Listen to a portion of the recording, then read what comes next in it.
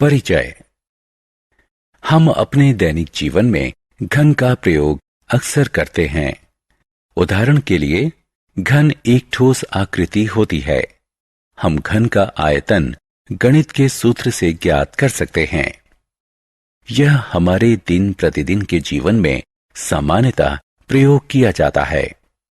उदाहरण के लिए, मान लीजिए कि आपके पास एक घनाकार डिब्बा है जिसमें थोड़ी मात्रा में तेल है।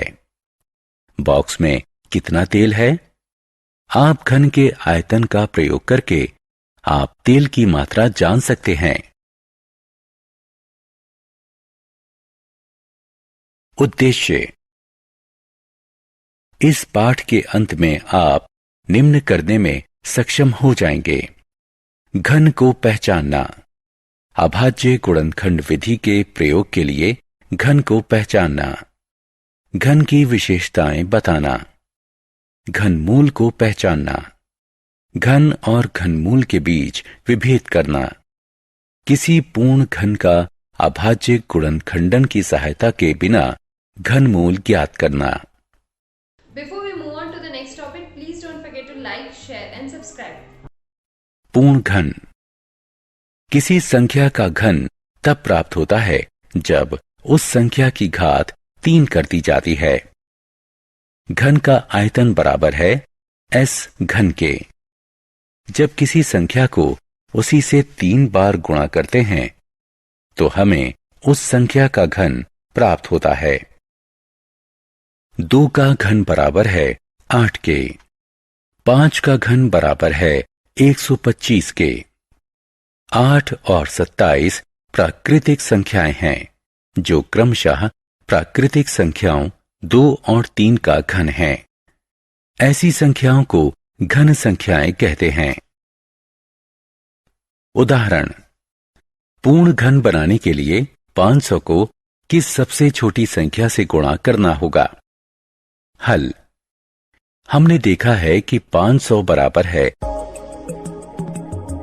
2 घन गुणा 5 घन के।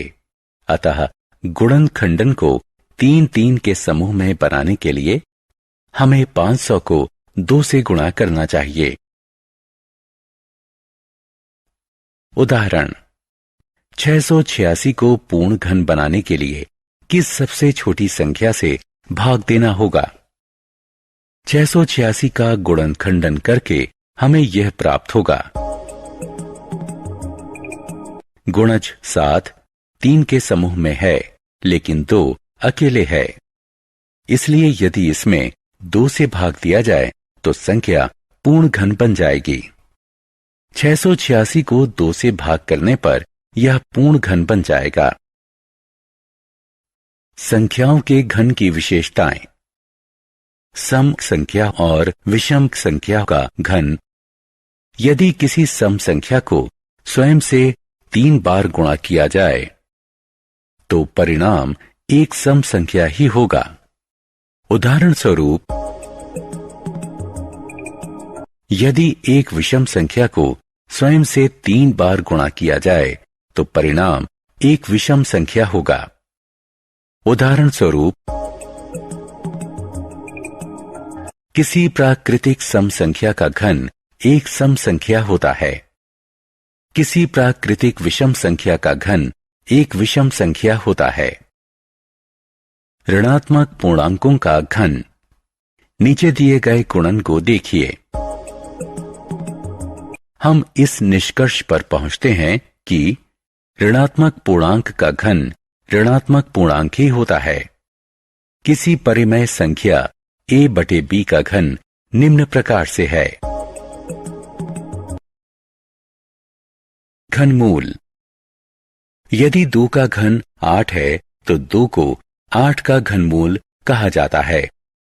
हम घनमूल को इस चिन्ह से प्रदर्शित करते हैं। घनमूल।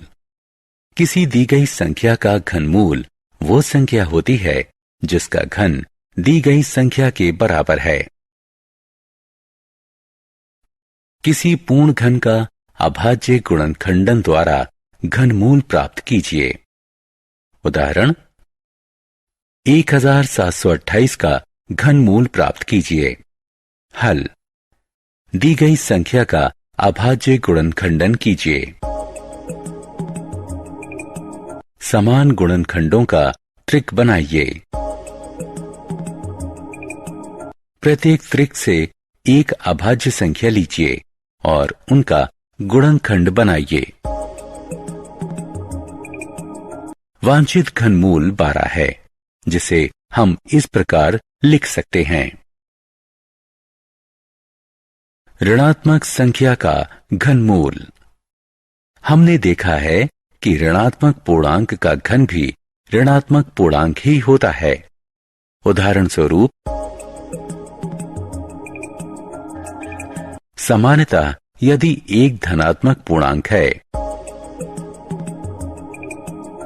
अतः एक ऋणात्मक पूर्णांक का घनमूल प्राप्त करने के लिए इसके पूर्णांक का घनमूल ज्ञात कीजिए और उसके पहले ऋण का चिन्ह लगा दीजिए। उदाहरण स्वरूप, पूर्णांकों के गुणनखंड का घनमूल। उदाहरण स्वरूप,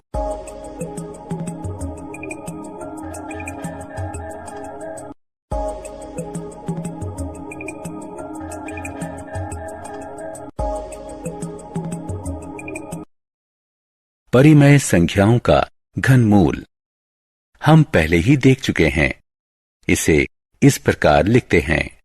उदाहरण का घनमूल ज्ञात कीजिए। हल।